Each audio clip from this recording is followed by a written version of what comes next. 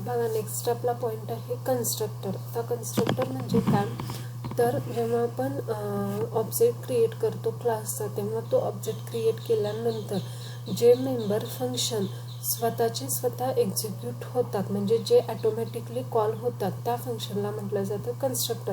म्हणजे जसं आपण नॉर्मल फंक्शन्स असतात, फॉर एक्झाम्पल डिस्प्ले असेल किंवा गेट डेटा असेल, तर आपण काय करतो, क्लासचं ऑब्जेक्ट क्रिएट करतो. क्लासचं ऑब्जेक्ट क्रिएट केल्यानंतर त्या ऑब्जेक्ट थ्रू आपण ते फंक्शन कॉल करतो, बरोबर आहे. मग कन्स्ट्रक्टर ही कन्सेप्ट काय आहे, तर तुम्हाला ते फंक्शन नॉर्मल फंक्शन्स जे असतात मेंबर फंक्शन त्याच्यासारखे सेपरेटली ऑब्जेक्ट थ्रू कॉल करायची गरज नाही. तर हे काय होतात, जेव्हा तुम्ही क्लासचं ऑब्जेक्ट क्रिएट करता तेव्हा ॲटोमॅटिकली काय होतात, कॉल केले जातात. ॲटोमॅटिकली कंपायलरच काय करतो, त्या फंक्शनला एक्झिक्यूट करत असतो. ओके. कन्स्ट्रक्टर हे कशासाठी यूज केले जातात, तर न्यूली क्रिएटेड जे ऑब्जेक्ट्स असतात त्याच्यासाठी मेमरी अलोकेट करण्यासाठी कन्स्ट्रक्टर हे काय केले जातात, यूज केले जातात. कन्स्ट्रक्टर जेव्हा आपण क्लासचं ऑब्जेक्ट क्रिएट करतो तेव्हा ऑटोमॅटिकली कॉल होतात, त्याच्यासाठी स्पेशली त्यांना मेंबर फंक्शनसारखं कॉल करायची गरज नाही. कन्स्ट्रक्टर असं का म्हटलं जातं, तर जेव्हा आपण कन्स्ट्रक्टर कॉल होतो तेव्हा तो काय करतो, तर डेटा मेंबरची जी व्हॅल्यू असेल ती व्हॅल्यू कन्स्ट्रक्ट करतो. क्लासमध्ये जे आपले डेटा मेंबर्स असतात त्या डेटा मेंबर्सची व्हॅल्यू तो काय करत असतो, कन्स्ट्रक्ट करत असतो. आणि ह्याला स्पेशल मेंबर फंक्शन का म्हटलं जातं, तर तो ॲटोमॅटिकली काय होतो, इनिशियलाइज होतो जेव्हा आपण ऑब्जेक्ट क्रिएट करतो तेव्हा. ओके. हा स्पेशल मेंबर फंक्शन काय आहे, तर जेव्हा तुम्ही कन्स्ट्रक्टरची डेफिनेशन राईट करता तेव्हा त्याचं नाव हे क्लासच्या नावासारखंच असतं. म्हणजे क्लास नेम आणि कन्स्ट्रक्टर नेम हे काय असायला पाहिजे, सेम असायला पाहिजे. कन्स्ट्रक्टर काय करतो, तर क्लासचे जे डेटा मेंबर्स असतात त्याच्या व्हॅल्यू कन्स्ट्रक्ट करतो. आता जेव्हा तुम्ही कन्स्ट्रक्टरची डेफिनेशन किंवा कन्स्ट्रक्टर राईट कराल तेव्हा त्याचे रूल्स आहेत. फर्स्ट रूल काय आहे, constructor name is same as the class name. फक्त त्याला रिटर्न टाईप द्यायचा नाही. म्हणजे आपण मेंबर फंक्शनला कसा रिटर्न टाईप देतो, void display, void read, void gate data, तसा रिटर्न टाईप कन्स्ट्रक्टरला द्यायचा नाही. कन्स्ट्रक्टर हे तुम्ही स्टॅटिक किंवा कॉन्स्टंट डिक्लेअर करू नाही. आता सांगितलं तसं constructor does not have return type. त्यानंतर कन्स्ट्रक्टर जे असतील ते कन्स्ट्रक्टर पब्लिक किंवा प्रोटेक्टेड ॲक्सेस त्याला असायला पाहिजे. त्याचबरोबर कन्स्ट्रक्टरला डिफॉल्ट आर्ग्युमेंट असायला पाहिजेत. म्हणजे जे आर्ग्युमेंट पास कराल तुम्ही त्याला डिफॉल्ट आर्ग्युमेंट असायला पाहिजे. ओके. कन्स्ट्रक्टर हा काय होतो, ॲटोमॅटिकली इनिशियलाइज होतो, कॉल होतो. आपण ह्याच्यामध्ये थ्रू द कन्स्ट्रक्टर जेव्हा इनहेरिटन्सची कन्सेप्ट यूज करतो तेव्हा जर इनहेरिटन्स तुम्ही यूज करत असाल कन्स्ट्रक्टरमध्ये तर कन्स्ट्रक्टर हा बेस क्लासमधून डिराइव्ड क्लासमध्ये जात नाही. म्हणजे कन्स्ट्रक्टर हा इनहेरिट होत नाही.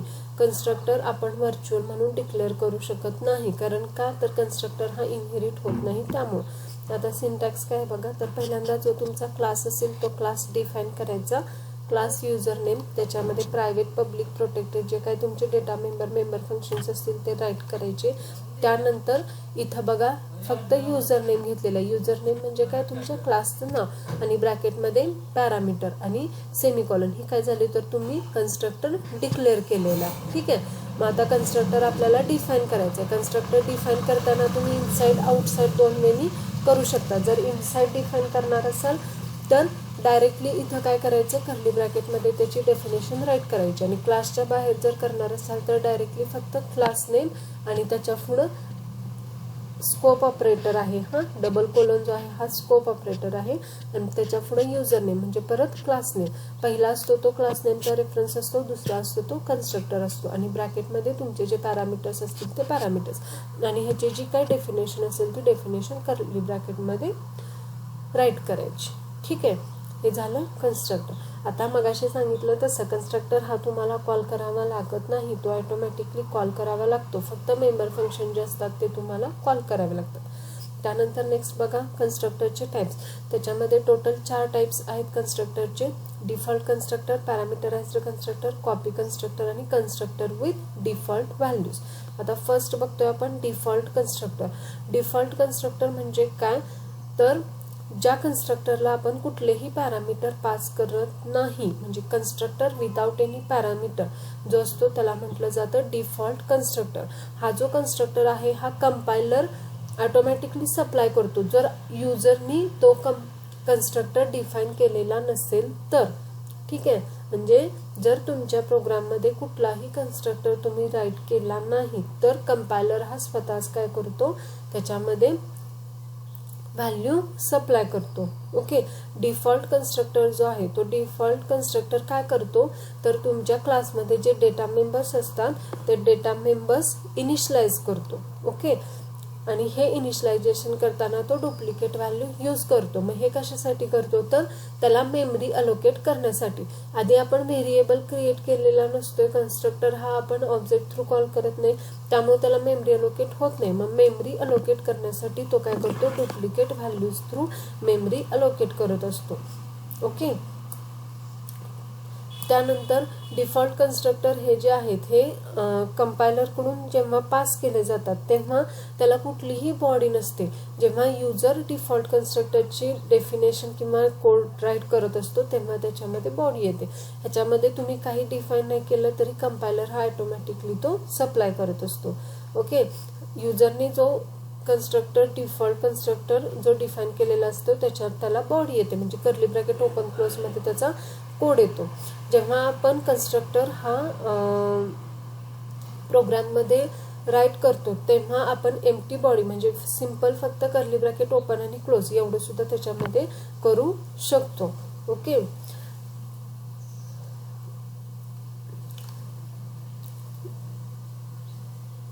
ह्याचं लिमिटेशन काय आहे डिफॉल्ट कन्स्ट्रक्टरचं तर आपण पॅरामीटर पास करू शकत नाही, फक्त त्या कन्स्ट्रक्टरमध्ये आपण काय करू शकतो, व्हॅल्यू डिफाईन करू शकतो. ठीक आहे, एक्झाम्पल बघा तुम्हाला दिलेलं आहे. पहिल्यांदा हेडर फाईल घेतलेल्या आहेत iostream आणि conio.h. त्याच्यामध्ये फ्रॅक्शन नावाचा क्लास घेतलेला आहे. त्याच्यामध्ये दोन व्हॅल्यू घेतलेले आहेत, न्यूमरेटर आणि डिनॉमिनेटर. क्लासची डेफिनेशन बघा, त्याच्यामध्ये पब्लिकली आपण एक फंक्शन घेतलेलं आहे व्हॉइड डिस्प्ले आणि फ्रॅक्शन हा तुमचा आहे डिफॉल्ट कन्स्ट्रक्टर. ह्याला आपण कुठलेही पॅरामीटर पास केलेले नाहीत. आता कर्ली ब्रॅकेट क्लोज केलं, इथं सेमिकोलॉन राहिलाय बघा. इथं काय झाली, तुमच्या क्लासची डेफिनेशन एंड झाली. आता ह्या कन्स्ट्रक्टरची डेफिनेशन मला लिहायची म्हणजे कन्स्ट्रक्टरची बॉडी लिहायची, मग ती मी क्लासच्या बाहेर ऍक्सेस करणार आहे. मग क्लासच्या बाहेर ऍक्सेस करताना सिंपल तुमचं क्लास नेम आणि कन्स्ट्रक्टरचं नाव येणार. ठीक आहे, रिटर्न टाईप घ्यायचा नाही, जसं आपण फंक्शनला घेतो तसं.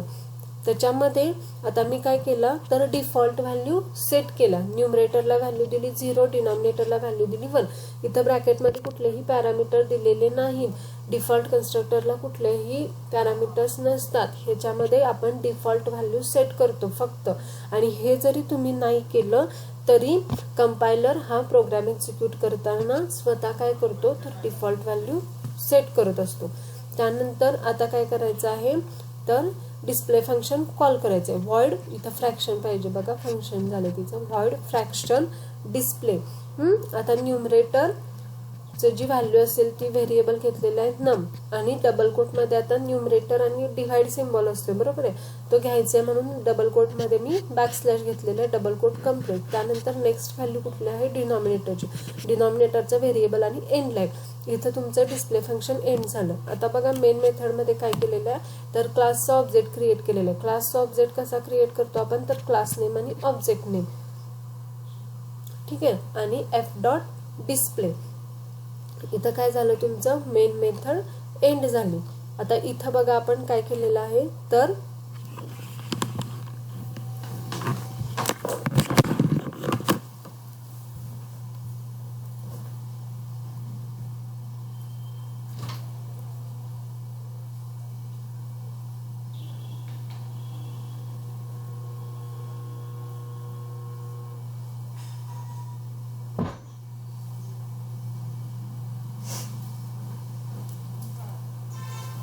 इथं काय केलेलं आहे बघा, मेन मेथडमध्ये आपण जे डेफिनेशन राईट केलेले आहे त्या मेन मेथडमध्ये क्लासचा ऑब्जेक्ट क्रिएट केला आहे. ठीक आहे, आणि त्या ऑब्जेक्ट थ्रू फक्त आपण मेंबर फंक्शन कॉल केलेलं आहे. इथं कुठेही आपण कन्स्ट्रक्टर कॉल केलाय का? नाही. मग तो कन्स्ट्रक्टर काय होतो, तर जेव्हा तुम्ही हा ऑब्जेक्ट क्रिएट करता, ह्या ऑब्जेक्ट क्रिएट केल्या केल्या ऑटोमॅटिकली काय होतो, कॉल होतो. हा आहे डिफॉल्ट कन्स्ट्रक्टर. डिफॉल्ट कन्स्ट्रक्टर कशासाठी यूज केला जातो, तर डिफॉल्ट व्हॅल्यू जर तुम्हाला सेट करायची असेल तर डिफॉल्ट कन्स्ट्रक्टर यूज केला जातो. जेव्हा तुम्ही ह्याच्यामध्ये डिफॉल्ट कन्स्ट्रक्टरची बॉडी राईट करणार नाही तर तुम्ही एम्प्टी बॉडी पास करू शकता, म्हणजे फक्त कर्ली ब्रॅकेट ओपन क्लोज एवढं जरी त्याच्यामध्ये पास केलं तरी चालते.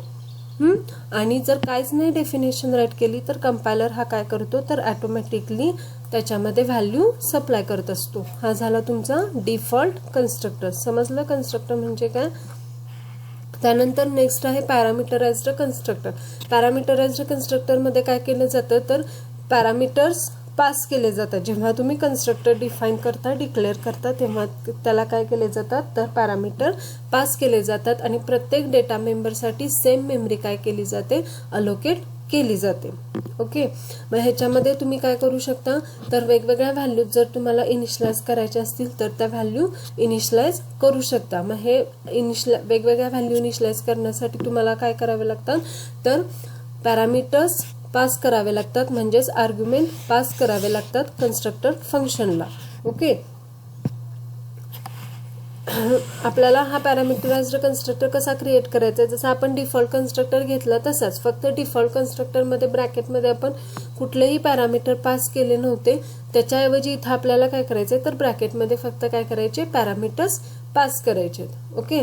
आणि जेव्हा तुम्ही ते ऑब्जेक्ट क्रिएट कराल तेव्हा तो ऑब्जेक्ट क्रिएट केल्यानंतर तिथं तुम्हाला काय करावे लागणार आहेत, पॅरामीटर म्हणून व्हॅल्यू पास कराव्या लागणार आहेत. कारण आपण कन्स्ट्रक्टर डिफाईन करताना त्याला पॅरामीटर्स पास केलेले असतात, म्हणून लक्षात घ्या. आता बघा इथं हेडर फाईल घेतलेले आहेत आपण. त्याच्यानंतर मगाचंच एक्झाम्पल आहे, न्यूमरेटर डिनॉमिनेटर पब्लिकमध्ये कन्स्ट्रक्टर आणि डिस्प्ले फंक्शन घेतलाय. इथं आपण कन्स्ट्रक्टर जो घेतलेला आहे, इथं आपण पॅरामीटर्स आर्ग्युमेंट्स पास केलेले आहेत, इंटीजर एन आणि इंटीजर डी. एन म्हणजे न्यूमरेटर आणि डी म्हणजे डिनॉमिनेटर. ठीक आहे. डिस्प्ले फंक्शन घेतलेला आहे. इथं क्लास एंड झाला. आता इथं आपण काय करायचंय, तर कन्स्ट्रक्टर पॅरामीटराइज्ड कन्स्ट्रक्टर डिफाईन करणार आहे. डिफाईन करताना फंक्शन नेम क्लास नेम आणि कन्स्ट्रक्टर नेम ब्रॅकेटमध्ये पॅरामीटर्स. आता आपल्याला काय करायचे, व्हॅल्यू असाइन करायची ऍक्च्युअल पॅरामीटर आणि फॉर्मल पॅरामीटरच्या. न्यूमरेटरची जी व्हॅल्यू असेल ती एन असेल, आणि डी ची व्हॅल्यू असेल ती कशाला असाइन होईल, डिनॉमिनेटरला असाइन होईल. ठीक आहे. ही झाली तुमची पॅरामीटराइज्ड कन्स्ट्रक्टरची डेफिनेशन. त्यानंतर डिस्प्ले फंक्शनमध्ये आपण न्यूमरेटर आणि डिनॉमिनेटर डिस्प्ले केला. आता बघा मेन मेथडमध्ये काय केलेलं आहे, तर मेन मेथडमध्ये आपल्याला मगाशी सांगितलं तसं आता इथं पॅरामीटराइज्ड आपण सेपरेटली कन्स्ट्रक्टर कॉल करत नाही. कन्स्ट्रक्टर हा ऑब्जेक्ट क्रिएट केल्या केल्या लगेच कॉल होत असतो. त्यामुळं जेव्हा तुम्ही क्लासचा ऑब्जेक्ट क्रिएट करता, फ्रॅक्शन इथं स्पेस एफ, तेव्हा हा ऑब्जेक्ट क्रिएट केल्या केल्या लगेच तुम्हाला काय करावे लागतात, पॅरामीटर्स म्हणजे व्हॅल्यू ह्या पास कराव्या लागतात 5 आणि 4. आणि ह्या 5 आणि 4 व्हॅल्यू कशाला जाणार, एनला आणि डीला. आणि एनची व्हॅल्यू कशाला असाइन होणार, न्यूमरेटरला. टीची व्हॅल्यू होणार डिनॉमिनेटर. मग तुम्हाला आउटपुट काय डिस्प्ले होईल, 5/4 म्हणजे. आणि इथं फंक्शन कॉल करायचं एफ डॉट डिस्प्ले. ठीक आहे.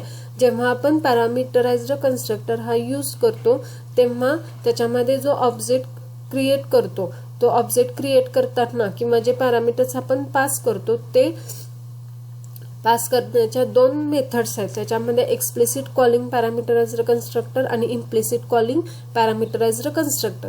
मग हे जे आपण एक्झाम्पलमध्ये लिहिलेलं आहे हे इम्प्लिसिट कॉलिंग आहे. म्हणजे काय, तर क्लास नेम, ऑब्जेक्ट आणि ब्रॅकेटमध्ये तुमचे आर्ग्युमेंट्स. आणि एक्सप्लिसिट मध्ये काय असतं, तर क्लास नेम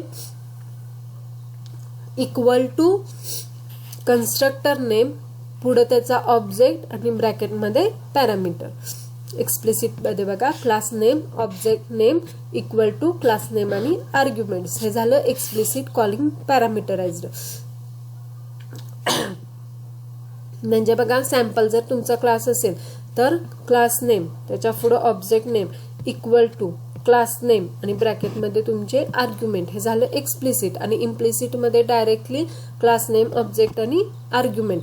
ह्याच्यामधून काय करू शकता तुम्ही, ह्या दोनपैकी कुठलाही एका मेथडनी पॅरामीटराइज्ड कन्स्ट्रक्टर तुम्ही काय करू शकता, कॉल करू शकता. ठीक आहे.